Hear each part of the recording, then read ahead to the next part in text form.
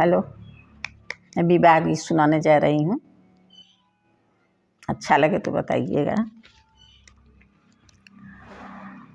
बेरिया के बेर तो है बरजीला दुल्हे हो, वृंदावन हजीने जा।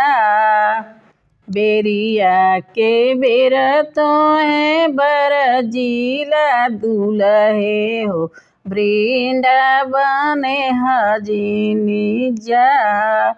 ओही वृंदावनवा का चंचल चिरैया हो, तोहू के लिए बेल माय। ओही वृंदावनवा का चंचल चिरैया हो, तोहू के लिए बेल माय। हाथवा में लेबै मैया सौआ को दैया हो, बन बीच देबै छितिराय।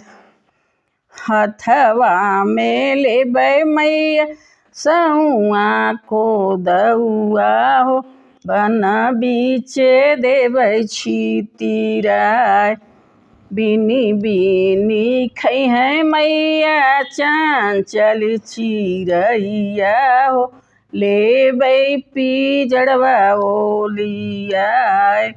बिनी बिनी खैहे मैया चंचल चिरैया हो, लेबै पिजड़वा ओलियाय। बेरिया के बेर तो है बरजीला दुल्हे कावन राम, ओही ससुररिया जीनी जाय।